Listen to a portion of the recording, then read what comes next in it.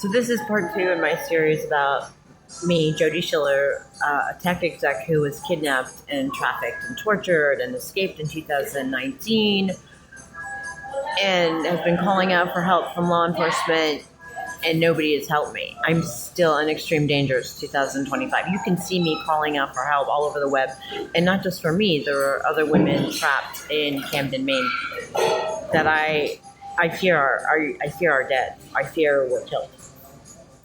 I mean, I don't know. But that's what human traffickers do, generally speaking, to hide the evidence. They kill the women.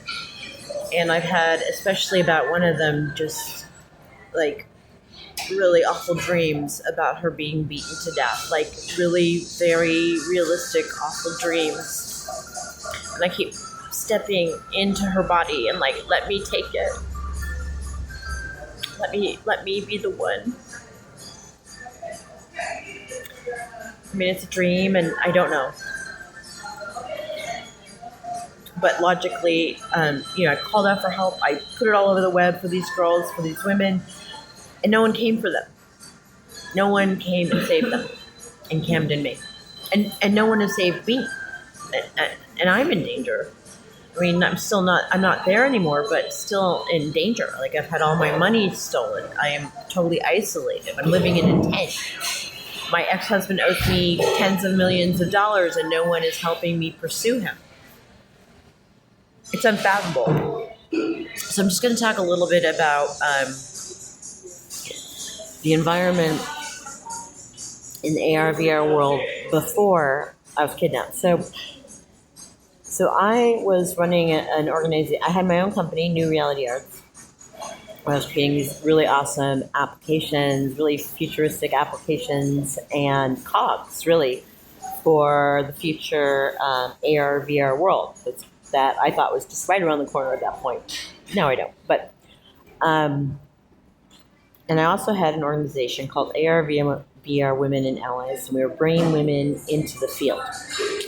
Because I kept making the business point, look, women are going to sign up, buy expensive equipment just to come into the patriarchy again. I mean, I didn't use the word patriarchy because I was making the business case, but I basically said, look, women have to be the creators, at least half of the creators of AR/VR, where VR, if you want women in AR/VR, because we're not going to sign up for same old shit that we're living in. I didn't say that, but that's the point. And basically, what happened was I was kidnapped, and I think the women didn't know what happened to me, but I had been speaking out boldly. I was totally committed, and all of a sudden I vanished. I vanished to Maine, and I think a lot of women understood something really bad had happened to me in the field, and they fled. And so Meta was basically creative. So Zuckerberg understands that AR/VR is the next thing. And he kind of understood that women had to be the creators, but not enough, right? Not really.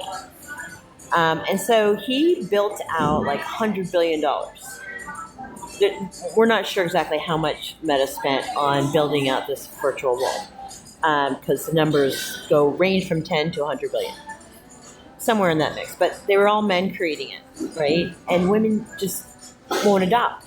Women don't want to go into the patriarchy where they have to buy expensive fucking equipment and face the same goddamn shit that men create, Even worse, right? Because at least in the real world, it's mostly created by women that men usurp. But in the VR world that Meta created, it's all created by men. And I have like really awful stories about harassment and just like glitches where you're fiddling around with your clothes as an avatar, and all of a sudden you're naked and you look like, a robo babe. You've got like, and you're completely naked when you're just like trying to change your clothes.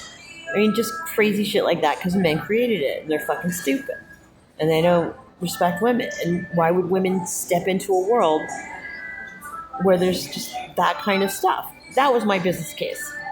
And then I was kidnapped, and then the women fled. And now no women want to be in this virtual world that Zuckerberg created. And if there's no women, there's no men. And that's really what happened. I was like, if you know that poem, the nail and the shoe, like for want of the nail, the shoe was lost. For want of the shoe, the horse was lost. For want of the horse, the battle was lost. And for want of the battle, the war was lost. I was the nail.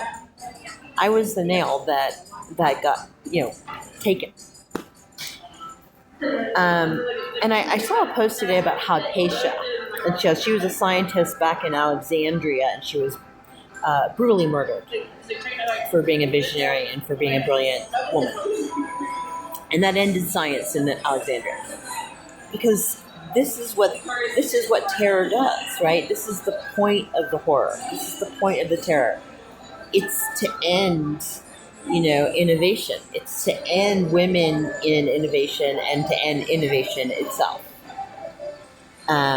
So that I think that's, and I also say that I was the head of this group, ARVR Women and Allies, and I'm not law enforcement. I was, I'm just a very responsible leader, and women were coming to me all the time with horror stories about crime happening to them at their workplaces, crime happening to them everywhere. I mean, a lot of it was upload VR, a bunch of criminals, and you can read about what happened there.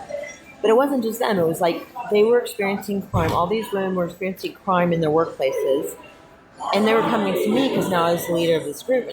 I didn't know where to go with it. And it's insane. But humanity's not moving forward until the patriarchy ends. That's just it.